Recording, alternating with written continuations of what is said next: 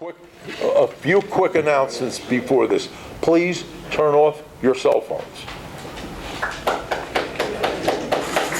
Thank you, Bob. The next is, there's an envelope on the table, and you're supposed to put $10 in there for your breakfast. But if you want to put a little something extra in there for Israel and for our food bank, please feel welcome to do that. And thank you for all attending. We're going to have the motzi. Bob? I don't think that mic is working. Baruch atah Adonai Eloheinu melech haolam, hamotzi lechem min haaretz.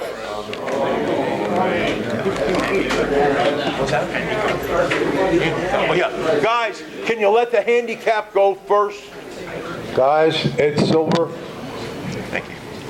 Past president. Good morning, gentlemen. It's not just the hair. I have two announcements, especially for the guests and new members. There's a table to my left, and you'll see books and records and music, and you'll also see food. And I don't see eyeglasses, but we also collect eyeglasses. Oh, they're there. Are they there? Okay. So, every month we make the announcement. If you feel like bringing some books in from your house that you're not reading, and you can take some home, we collect food for the food bank. We invite you to bring food every month. The books that are not used are taken to a charity. The person who takes it to the charity, the books, is that Marty? Yeah. Marty, stand up. Here's a guy that takes these books every month. Thank you, Marty. And I have a question. Is that to Book Smiles? yes. Yeah, it's Book Smiles. Ed Stein also takes the food to the food bank. Ed, our former president, right there. Can you tell them we, as a group, went to Book Smiles? Okay. I was asked to remind you, we actually went to Book Smiles to help out with their charity event. If you ever go to their warehouse, tons and tons of books that have to be sorted by age and by skill, and they're all converted into children's books. It's a great charity, and we collect these books, get converted into those children's books. The other announcement, on your table there's a little sheet of paper. Every Christmas, what do Jews do for Christmas? We go to Chinese, and we go to a movie. Not us. We have an annual luncheon called Coping with Christmas. We're doing it again. It's on your table. There's a sheet of paper that'll tell you. It's going to be at the Royal Buffet. It's on 73 in West Berlin. The entrance, you pay as you come in, so you don't have to worry about splitting checks. There's a meeting room specifically for us on your right. And if we have too many people, we can always spill into the rest of the restaurant. You do not have to RSVP. You're going to get an email. Just show up with your friends, your family. We enjoy it every year. It's good food, and there's plenty of it. Any questions about the Coping with Christmas? What time now? 12:30 on Wednesday. You'll have plenty of time, because Hanukkah's that night. You'll have plenty of time to make your latkes. It's less than $20. Say, Less than $20. oh yes, it's under $20 for your food. Senior discount. And ask for your senior discount unless you don't qualify. Don't forget to mention it's a cheap date. That's right. It's a cheap date. If you can get a date. Thank you, gentlemen. Don't put the pressure on these guys. All right. This is Ron Ettinger. He is our membership fellow. And just if you have loose change, this is not dollars, no paper. Ron's daughter's getting married in March. Whatever you can do, just next to the coffee, or just whatever loose change you have. We only have a few months to work with, guys. Here's Ron. Well, considering how much weddings cost these days, yeah. I left on the table some calendars, so please take them, because I don't want to take them home. I got more if they're already taken. While we were eating, we had a delivery of badges. So I've got some to give out, so I'll call you guys and you come up and get your badge. Steve Levine, come on up. I know he's here. Steve Levine. Come on up, Steve, for your badge. Mark Shapiro. So second Levine here. You had a one Levine minimum. Gary Packin. Gary? Harry Starkman. Harry?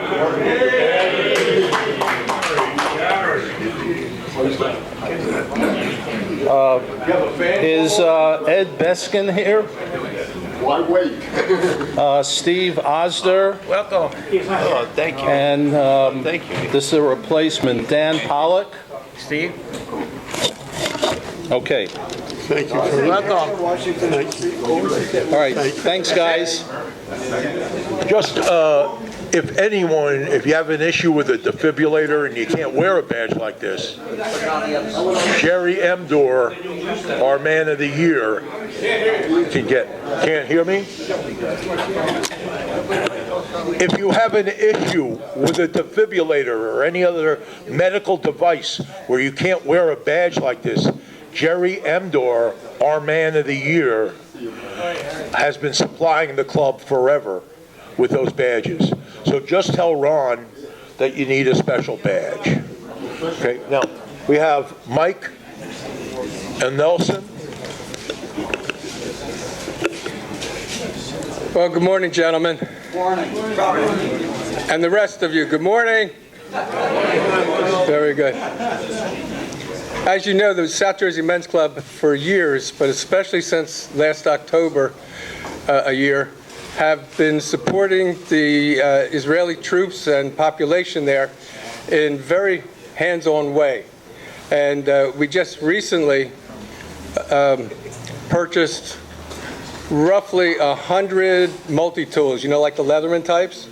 And those are distributed at a distribution center of volunteers in Tel Aviv to the Army units and the Air Force and the Navy units that come and request them through their logistics officers. So I just want to let you know, well done, very well done, because I guess we've spent $5,000, $6,000 so far, and accepting for a kickoff amount from the Men's Club Treasury, it came 100% from you, and I want to applaud you for it. Congratulations, gentlemen. Now, I don't know if you recall, but my phone went off while we were sitting here before breakfast started, and I jumped up because it was from my primary contact at that distribution center in Tel Aviv. I called to find out if there was anything else. Last year, those of you who remember, we purchased a good deal, a lot of them, lots and lots of insulated underwear, because it gets cold, you know, in Lebanon. Not so much in Gaza, but it's still cold there. But they told me they found a source of good stuff for less money than we were paying. So we don't have to worry about that, and we don't send them money because our value to them is that we find things they can't get there at a reasonable price. Now, obviously, we're not going to ship it there. What we do instead, guys, what we do instead is we find people who are going to Israel, and they'll take sometimes an entire suitcase, and sometimes they're even stopped at customs, and when they say where they're going, what it's for, they get a red carpet right through, bam. As you know, actually most people don't. In Israel, they look like us, they speak like us, but in general, they don't process and perceive as we do. Almost everybody in Israel at this point knows someone who was killed, wounded, or severely traumatized by terrorism or wars. So even Eli, wonderful man, Eli, our resident Israeli, who actually did bring a suitcase or two of the things that we bought and delivered them to the distribution center. They spend their money, the government and the IDF, they spend their money primarily on the big things, The big things, the tanks, the planes, all sorts of big things, the missiles, developing technology for defense. So that means that several things that you'd say, well, you know, I was in the Army, right? I was in the Army. You need insulated underwear, you got a logistics officer, boom, you got it. You need tourniquets. Every soldier would have one or two tourniquets. No problem. Get it like this. Doesn't happen in Israel. The people up top will say, yes, we got everything they need. It's not the case. Not the case at all. That's why people like us who buy these needed things that are directly asked for by the logistical officers of many, many units, we serve a purpose. And look, more than a few people in this room would qualify by most standards as, seriously, philanthropists. I can't think of a better way of doing things than to directly buy things that you know will be used to save Israeli lives. So if you have any interest in participating, and probably half of you have already, see our Stan Schumas, Stan, raise your hand please, our treasurer. He's not treasurer, he's vice president of finance. Same thing. But anyway, thank you, Bob. He got a pay raise. But he got a pay raise. Got a pay raise. But anyway, so that's the catch up on that. The last thing that I want to mention before I turn it over to Nelson. Did he leave you anything to mention? Is No. We discussed this yesterday morning at breakfast. No. is that I talk too much. Nelson. Let's say thank you, Nelson. Thank you. I don't mean to disagree with Mike. He's usually very good at what he says and very accurate. But I have to disagree with one thing he said. If you take a look at the Israelis, they are not all like us. And it's important to remember this. About 40% are dark-skinned. So when you hear all these anti-Semites talking about the white Europeans in Israel, they're talking about people that are darker skinned than most of us are in this room. It's important to keep that in mind. If they knew that, they might not say the negative things they say and the anti-Semitic things they say. To back up Mike, the last number I saw, I think it was last night, was 805 Israelis were wounded. 805 Israelis were killed since October 7th, 2023. That doesn't include all the wounded. That's over 20,000. And some of these are serious wounded people, or they have PTSD, other things that are really difficult to live with. So my message is, please work with Mike, work with the Men's Club to support the Israelis. This war is not ending tomorrow or the next day or for a long time. We need to give them our support. Thank you.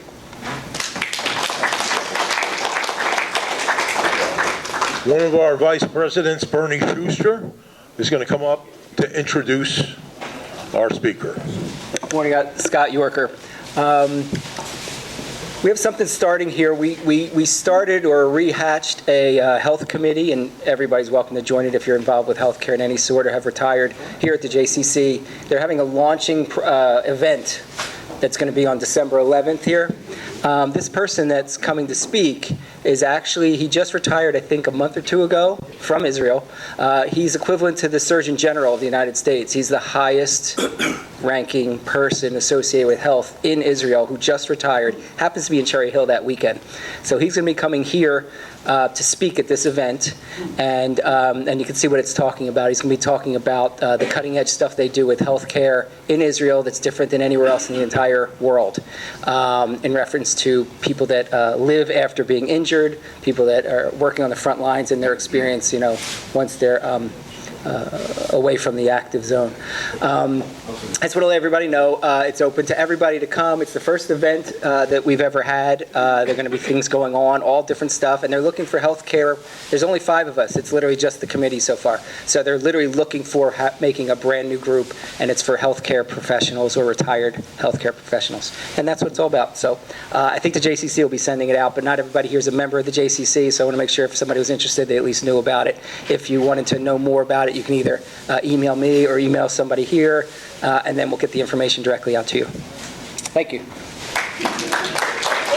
Just very quickly, we have an upcoming wine tasting. It's not upcoming, it's been. Oh, it's been, I'm sorry. Good morning, gentlemen. On the lighter side, Ed Stein, please stand up. Come on, stand up. All right. Ed put together a very nice outing for the men's club. We had a wine lunch over at Saddle Hill Winery. If you ever get a chance to go over there, it's a beautiful place. Food is very good. Can't say so much about the wine, but the food is very good. Anyway, I wanted to thank Ed because he spent the time, put it together, and then labored afterward to make sure that the bill came out right. Okay, thank you. I was remiss in not mentioning that Bob Greenberg is a former past president of our club. Now, we'll try this again. One of our vice presidents, Bernie Schuster.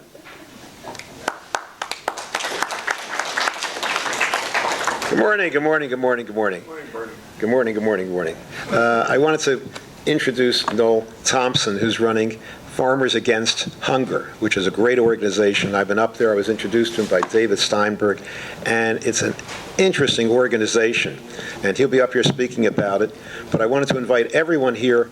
I moved my car club meetings to Gateway Auto Center, which is in Runnymede on 9th Avenue, 195. And the first year, if you want to join my club, I'll pay for your first year.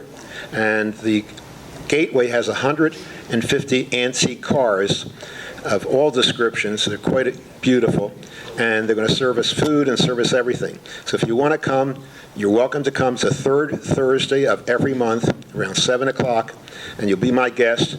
And the first year, if you want to join, is on me. Here's Noel.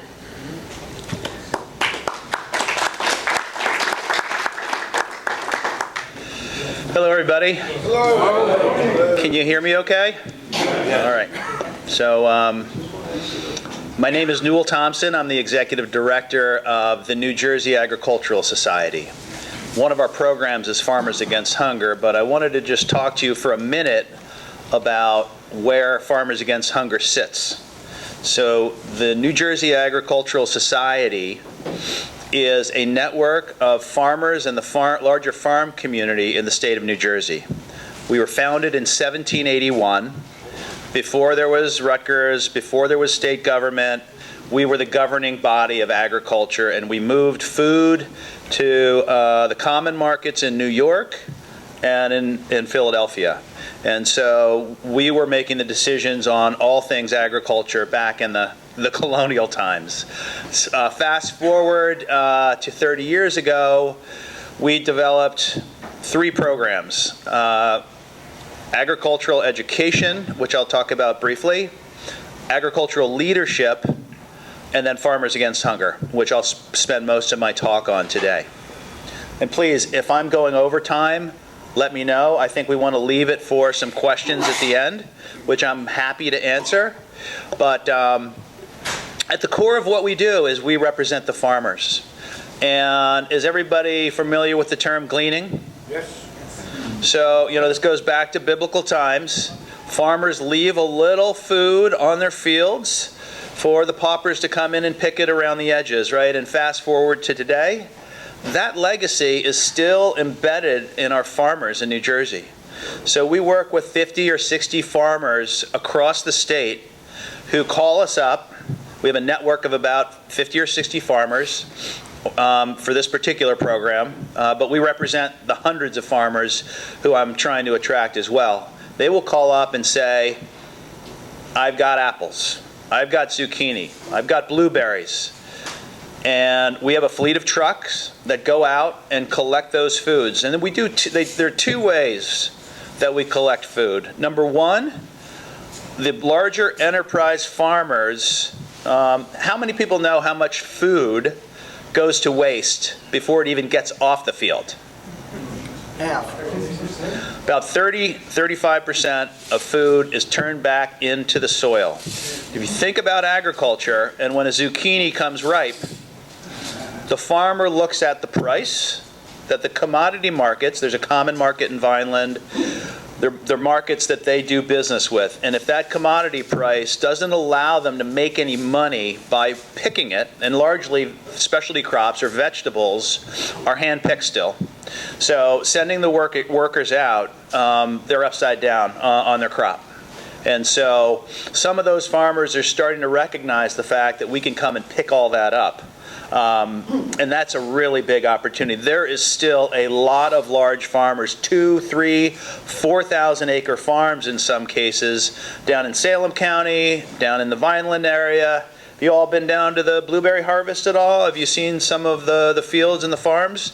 We still are the Garden State, and the diversity of crop that we produce is really unique to the United States. I believe we're the #1 producer of eggplant in the country.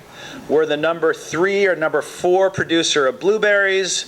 We're the #3 producer of cranberries. Obviously, tomatoes and sweet corn we all know about. Are you familiar with Stella Farms? So Stella Farms in Camden, we gave out an award to Barbara Stella. They're known for the best sweet corn in this area, and so they're part of who we represent, and they will give us 10,000 pounds of apples, 20,000 pounds of apples. Is anybody familiar with A.T. Busby down south? A.T. Busby allows us to come every Friday and pick corn. So the farmer either collects it and packs it for us, no charge, or they say, I've got a field of corn, come get it. And we have a network of about 750 volunteers in this area who sign up through an email notification process, and we'll take 20 people out, and we'll glean food right from the fields, pack it up, put it in our trucks, and bring it back to our headquarters in Delran. We're on an old peach processing farm called Anderson Farm, and it's all preserved by the County of Burlington. And we'll then spin it around and take it out to our agencies, who then work with their customers to get them that fresh food. So right now, we are delivering about 1.5 million pounds of food every year. That's about 25,000 pounds of food every week. We work with the farmers. We work with the other source of food comes from our warehouse partners. So we work very closely with Wakefern. Is everybody familiar with ShopRite and Wakefern? This is an amazing it's almost like a franchise-based organization. So ShopRite is really owned by the local folks. So they give out an extraordinary amount of food. They give a ton of turkeys out this time of year. We're really happy to work with them. We go up to Newark to their warehouse and pick up every week. They probably give us 10 to 15,000 pounds of food every week. We're collecting about 500,000 or 600,000 pounds right off the farmers' fields.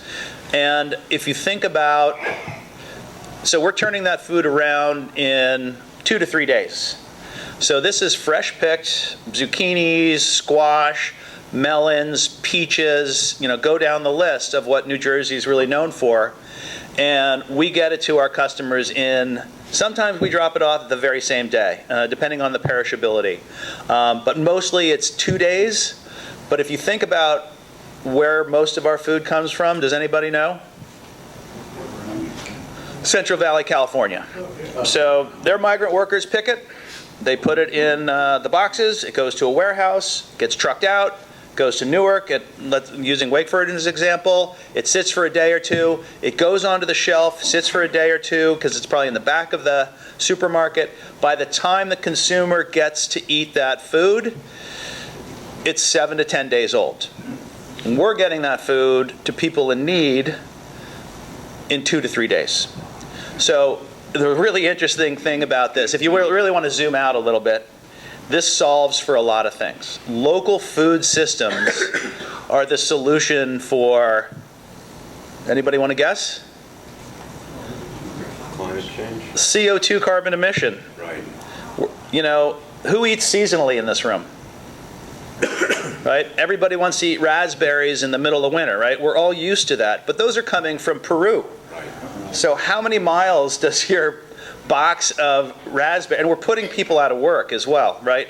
The wage in South America and Central America is, I think, $3 to $4 an hour or less, and a minimum wage here is $15 an hour. So how can we be viable in a global food economy?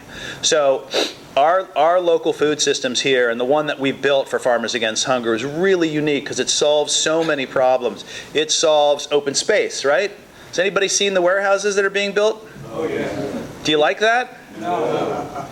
So if I'm a fifth-generation farmer, a lot of our farmers came from Italy, or I'm just bumping into a lot of Italian farms, but there must have been a huge migration back in the, let's say, 1860s, 1870s. So it's Donio, it's Stella, it's Consolo, but these farmers have been around for a long time. And how do we keep them on their farms when the warehouse company is offering them $30 million for their 300 acres, and they can preserve their land for like a fifth or a tenth of that?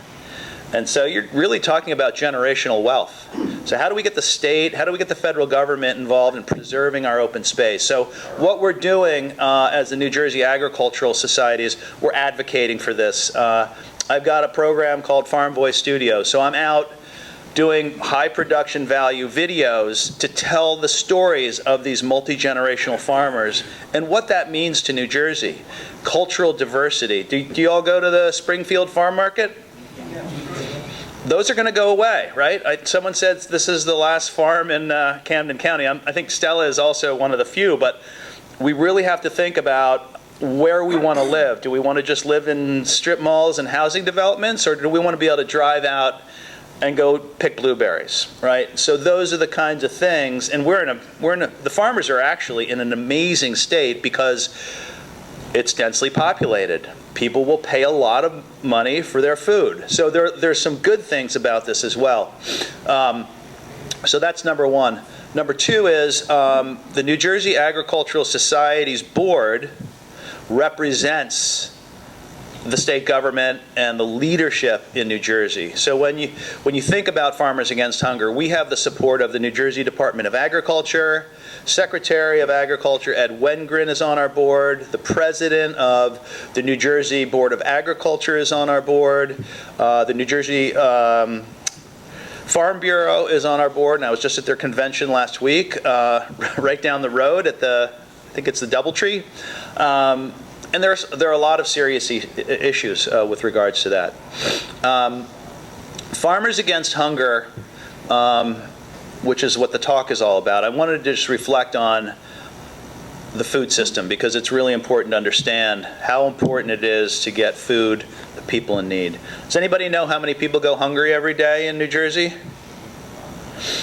I think the last census data, over 1 million people are food insecure, and many of them are children. So if you think about someone in Camden who's a single parent, they're running out the door to go to work, their kids are going to get picked up by the bus, they're getting nothing to eat, or they're grabbing something really bad, chips or whatever, just anything to give them a little energy. So getting food to where it needs to go and allowing them to have fresh fruits and vegetables. And in those cases, the fruits are perfect. Grab an apple and go. Grab a box of blueberries. Kids are falling behind, and the cycle of poverty does not break because they're falling asleep in the back of the classroom. They've got brain fog. If they're not getting the right nutrition, there's a higher propensity for anxiety and depression. And these kids they're just not getting the chance that they need to get that spark to get them to do something a little bit different. So we are really excited about Farmers Against Hunger and telling that story. We are also working with a couple organizations to educate these families about how to prepare foods so that when they do get an unusual vegetable from us that they're not familiar with, they know how to prepare it to feed to their families. So we're doing something up in Trenton with an organization called Homefront, if anybody's familiar with Homefront. And we, in Camden in particular, because I know that's the nearest and dearest to where we are, we're serving about 3,100 families every week. And so we go into, does anybody know where Ablett Village is? We're going into the projects. We're not going to the big Croc Center. We're meeting the people where they live, because a lot of them are elderly, a lot of them don't want to leave, they're proud, and we want to feed them where they are. So we go into these community centers and provide them with a bounty of food. Whatever's coming off of the fields, we will pack it up, work with the logistics manager on the other side, and get them the food that they need and what we have. So it's really warms my heart. I wake up every day and it's just exciting to see the energy. And riding in the truck, which I've done a few times, seeing the people receive their food is just amazing. Currently we're working with about 75 agencies, and we're serving, we are supporting 12 to 13,000 families every week.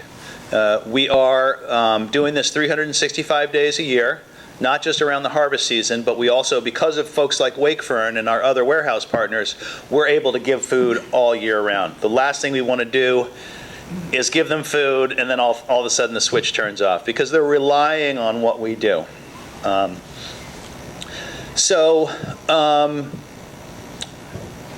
The ways in which you all can get involved, certainly, our volunteer network is very powerful. So if you want to spread the word among your constituents about getting people out into the fields and helping us with the volunteer network, that would be amazing. You certainly can come visit us. Our facility is in Delran, New Jersey. Did I mention that already? And we just completed our annual Thanksgiving packing event. So we had sweet potatoes, carrots, apples, collard greens. We had some citrus from Morocco, thanks to the Consolo family. So that was not fresh picked from New Jersey. And onions. And we created 25-pound bags for a family of 4 or 5 to surround the turkey with all the vegetables that they need. We packed 5,000 bags on Friday, and I'm still a little sore from that. But it was a wonderful event. We had Senator Troy Singleton come out. We had a team from Cumberland County legislators come out. We had the New Jersey Department of Agriculture come out.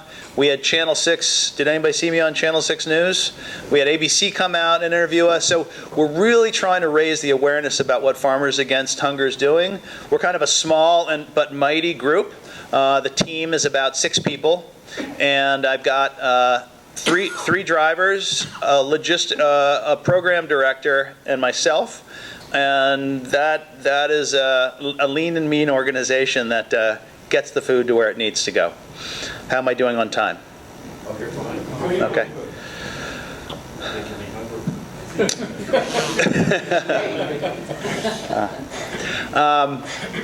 So the kind of the goals for the future are to kind of build the system even more. My background is media and marketing. I spent 25 years commuting into Manhattan. I worked at Time Magazine and Fortune Magazine and Sports Illustrated and on down the list, and kind of soul-crushing work. But if you think about what skill that gave me, it's you got to tell the story.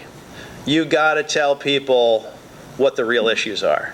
And I've said some things here, you might have not really thought that through, but the truth is, food is such a big problem in the United States from so many different angles, and having local food systems solves so many of those problems. And the fact that we're getting it to those in need, I think, really, again, is a wonderful thing.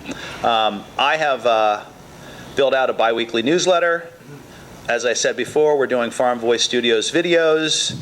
I'm now connected with the Department of Agriculture and the Secretary, and that's beginning to push out, and I'm getting more and more farmers from down south supporting us. And those are big operations. So our food opportunity is real, because again, 30% of that food is getting turned back under the ground.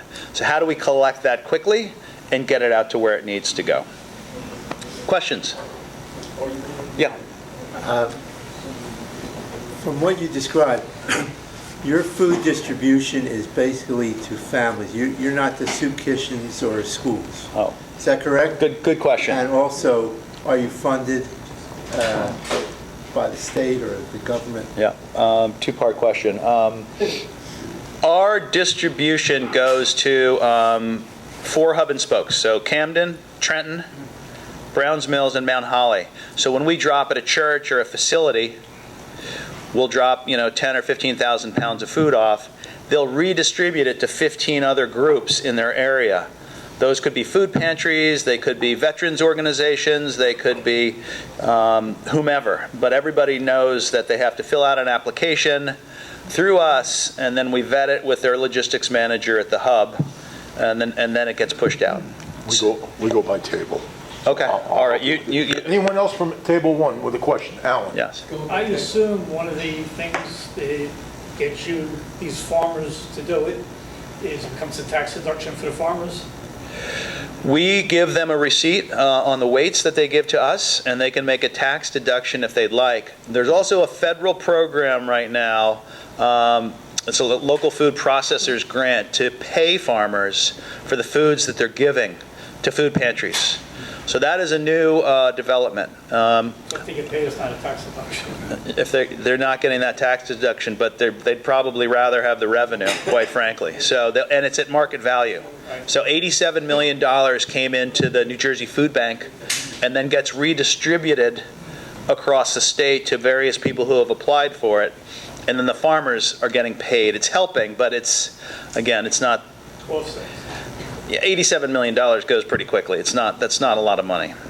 Anybody else at table 1? Alan? Actually, 2 questions. Sure. One, what's the breakdown of the number of farms owned by families as opposed to large corporations, and is that number changing? The second question is there concern about the fact that undocumented aliens, I think, throughout the country, pick a lot of this stuff? Yeah. And what is the concern about what that's going to have to do with food prices? Good questions. The first question is about, so if you think about New Jersey farms, most of them are 300-400 acres. Some are a couple thousand acres. They are largely family-run farms. I did hear of a Burlington farm that was purchased by an organization out of Toronto for cabbage. They also have a facility down in Florida.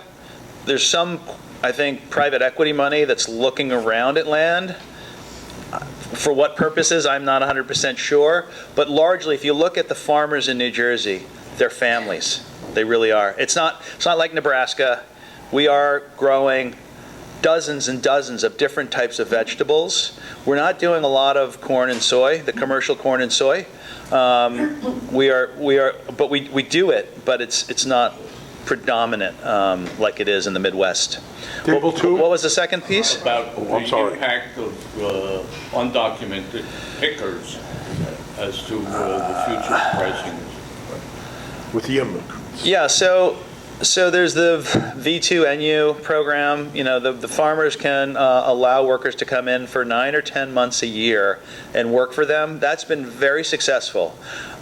These are really good employees. They've been vetted. They have to fill out an application, and they come and work on the farms.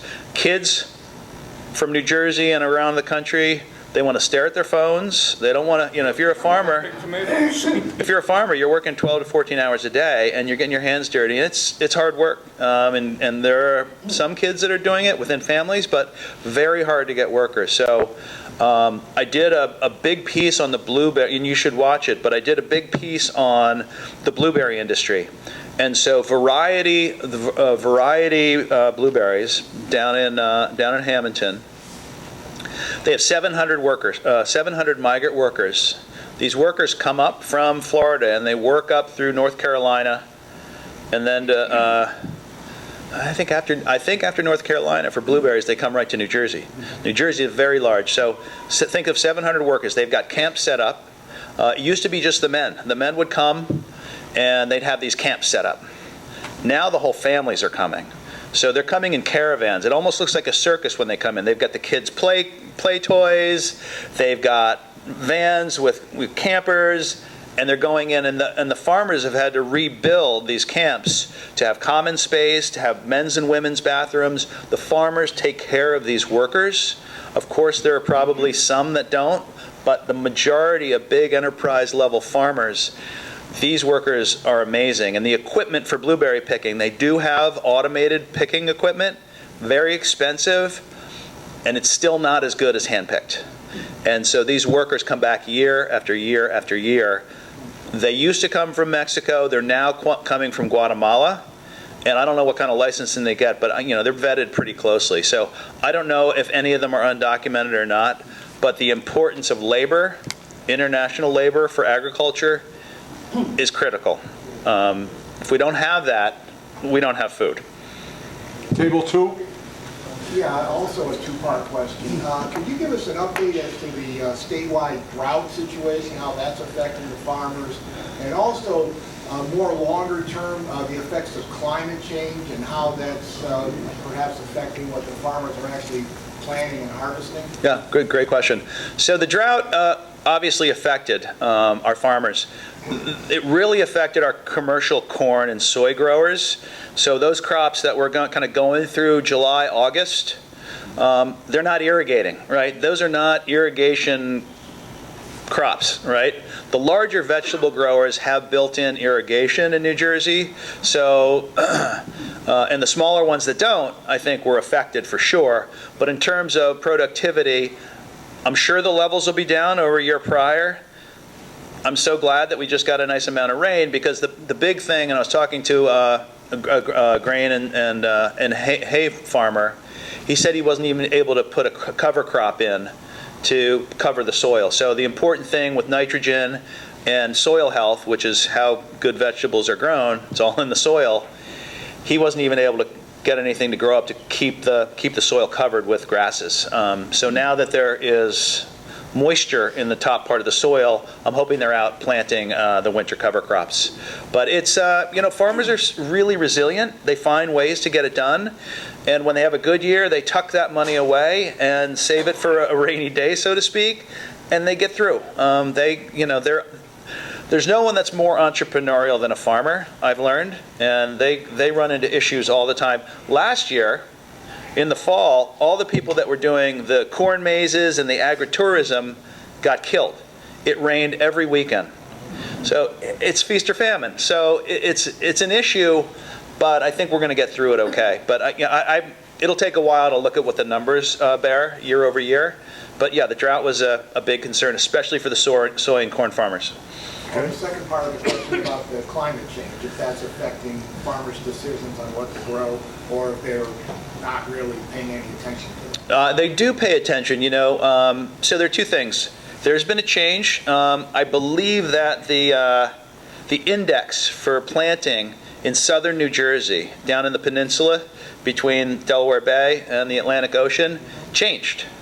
So I think we were, 4? We might be at 5 now. I don't have the details on that, but literally the rating changed because the temperature changed.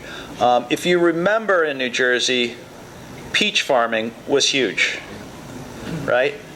Georgia took that from us, and South Carolina took that from us, because the peaches, we would have an intermittent frost and it would crush, productivity. Sometimes it would wipe out a crop. We had that with apples up in the Finger Lakes in New York and some of the parts of northern New Jersey, but we were largely unaffected by those frosts. So the warmer, longer shoulder seasons, I'm hopeful, gives us an opportunity to put more peach trees in the ground, more fruit trees in the ground, because it's a little bit warmer. But the challenge with the climate change is we have these microbursts of weather that are unexpected. So we might go in April, May, everything's great, and we'll get a deep frost on May 15th. And that, all best laid plans. The thing that's also changing agriculture are the high hoop houses. So you may see around the area, you've got these kind of semi-covered high hoop houses. That is giving the farmers a huge advantage for shoulder season, and they're able to grow They can start growing lettuces and things in early March, February. They'll start that propagation, and they can bring that food now to market in a way that they really hadn't before. So technology, innovation is really helping to drive agriculture as well. Drone technology, there are all kinds of things that the farmers are using in New Jersey to help them be more productive. Nick? I can remember 20 years ago when the Jersey tomatoes were the most delicious around, and then they started to extend the life with the recombinant DNA, and they're just not as tasty as they used to be. What's happening with that? Are they still around or what? Where do you get your tomatoes?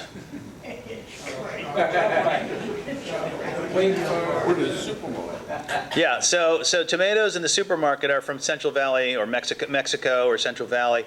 I would say absolutely. Specca Farm, does anybody know Specca Farm in Burlington?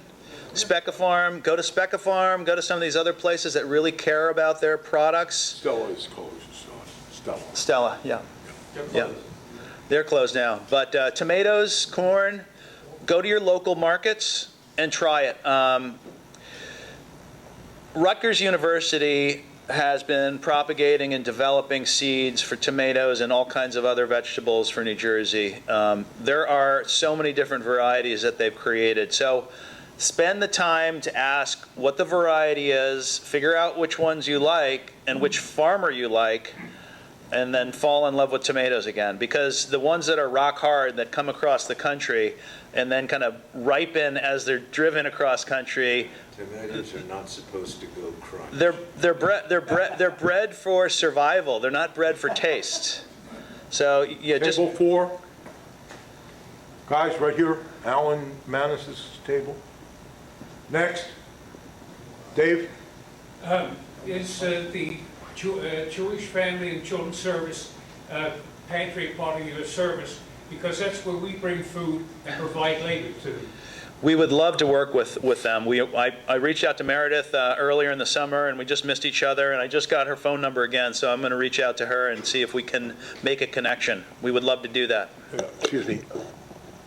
Bernie had put that for us together, that connection with Mary Seligman. Yeah. Meredith Seligman. Meredith, yeah. Lee? How do you prevent food rot? Fungus, bacteria, insect growth? Is there a wash process or is there refrigeration? Yeah, there's something called the FSMA guidelines. I don't know if you're familiar with FSMA, but it's food security and health. No, I stopped farming in 1955. Okay. Food is, anything that's dropped to the ground, we're not really allowed to take off the ground. Now for apples, we make an exception to that, and we make sure that people wash their apples. But everything else that goes down to the ground, there are bugs and insects and things that can get in there. And we do not give anybody anything that we wouldn't eat ourselves. When food is rotting in our Gaylords, our big containers, we redistribute it to a pig farmer. So all the food that's going to waste from our facility, we call up our pig farmer. So everything is used. We're not throwing it back into the dump, right? Because that really is all those gases that are created are terrible. One bad head of lettuce in a bin. Yep, right.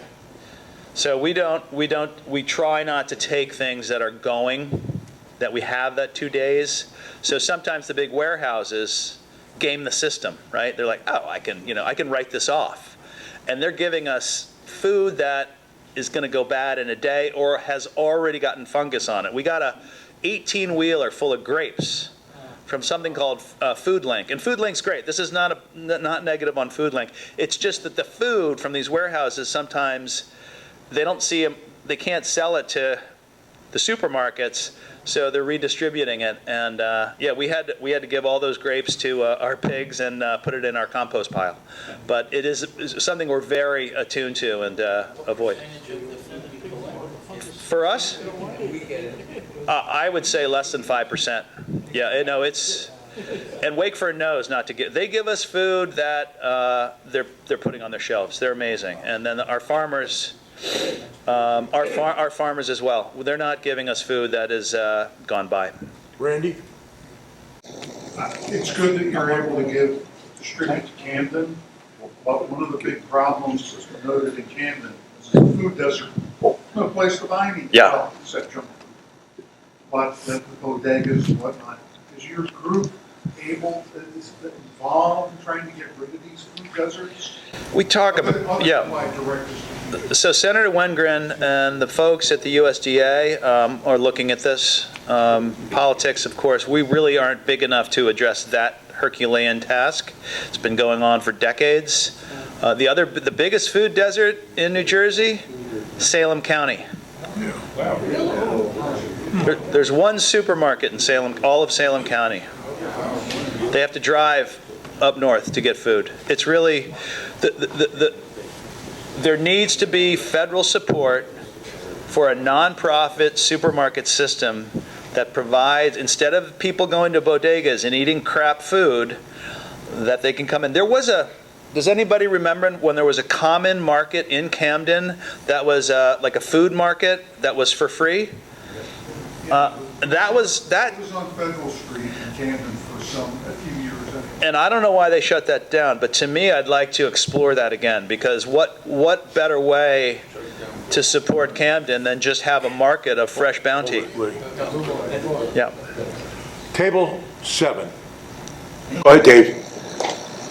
Our group has tried to avoid political discussions. However, the election is over. We know the new administration is coming in. They publicly said they're going to abide by Project 2025 to deport 1 million undocumented workers. How do you think that's going to affect the agricultural system? I think that our new elected president is a big negotiator, and what he says and what he does are two different things. I think the agricultural lobby is strong and powerful. I think things like Union Pacific and other organizations that move all of our food, 1 million people from Mexico cross the border every day to pick food in California. We have to eat. What is said and what is done are two different things. So I'm holding my breath. The other side of it is this administration could be good for agriculture. This is small, scrappy, hungry, entrepreneurial farmers, right? Who, the federal government keeps saying there's all these grants available to them and all this funding available to them. Have you ever tried to fill out a federal grant? Anybody in this room? Terrible. Not happening for a farmer. They're working 16 hours a day. And, that you hit click to send, and you go to you're on section 2 of 17. And I need to see your 990, I need to see this, I need to see that. They don't have it. They're living, most farmers in New Jersey are in debt. If you're a new farmer, you're going to be $1 million or $2 million in debt. Buy the equipment, buy the land, right? We are the most expensive state in the union for farming. Table 8, over there. Nelson's table. Dick? Is food insecurity becoming worse? If so, it's probably not part of your charter, but is there anything you might be doing to try to help reverse it? You kind of mentioned some things early on in the discussion. It seems like the more food we grow, the worse it seems to get. That's probably not true. We don't have a food production problem. We have a food distribution problem. So I've been doing this for 1.5 years now, so I'm still a rookie. But the solution is big farmers down southern New Jersey, they're scraping thousands of acres of crops. How do we capture it? And the challenges are when food comes due to harvest, it's a quick turnaround. You only have a couple days. So we need to build a network of communication to tell those farmers, we have a place for your 200,000. We left over 100,000 apples on the trees last year that we couldn't get to. I had farmers calling us up saying, I've got 100,000 pounds of apples, come get them. And we had to get there before the deep frost, and we could not get there with our team. We need to set up a network and a system to collect food and distribute it. So we've got 4 trucks right now. We're serving 75 agencies. My vision is to have 10 trucks, 15 trucks, and a real network, a connected network of larger farmers and smaller farmers who are telling us, it looks like we're going to have squash in 2 days. How much? Where are we going to take it? All of those logistics. So it's not a food production problem. It's easy. It's relatively easy to grow food. It's hard to get it to where it needs to go. Just two more questions. Yeah. Steve, and then Ned. Ned, you'll be the last question. The question I had was, you provide food for the kids in camp. Yep. And what have you ever followed through? How long you've been doing this? Follow through to see whether or not there's been a change in some of their performance in school and how they actually do. Yeah, I would say no. We haven't done that. It's a great idea to do some data and research. Campbell's is very active in that, and they do a lot of educational programs. It'd be interesting to take a look at what Campbell's Soup. I think Campbell's just changed their name. Did everybody see that? Campbell's Company, I think, because they're buying snacks and everything else. But anyway, we have not done that. But I'm sure there's good data out there to see what fresh, healthy, nutritious food in schools is doing to help with brain fog and exhaustion and all the rest. Yeah. Former vice presidential nominee on the Democratic side, his big thing is providing food for breakfast and lunch in his state. Yeah. It's been documented, those kids do better. Yes. Yeah, it's absolutely. You want people to be awake. There's nothing better than a glass of milk in the morning. A glass of milk is full of protein. And that's easy, and we only have 33 dairy farms left in New Jersey. Ned? I have no questions. Okay. All right, guys. Abe, will you come up? Thank you so much. I hope this was helpful. Take a picture. Thank you. Come on. Here's our photographer.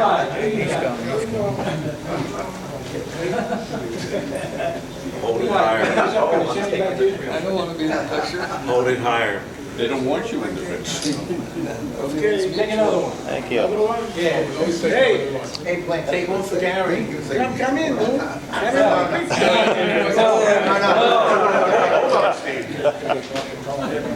Okay. Good. Now you gotta do the 50-50. 50-50. Thank you so much.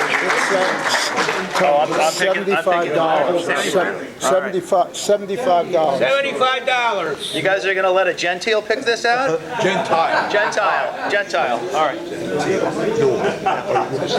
anybody wants questions. Yeah. No, I'm here. Newell will be here for a while if you have questions afterward. Is it possible to have information, his contact information? I brought business cards, and Okay, I thought they could distribute through the email. Yeah. Okay. All right. We'll make at least one friend. All right, I'm going to make one friend here. Ready? 265 369 265 369 369. Someone's got it. 369. Wait, hold on. Sit. Okay, it's good. Looks good. Good? Thank you. Congratulations, Sid. Thank you very much. Thanks, Dave. Thank you. Really appreciate it.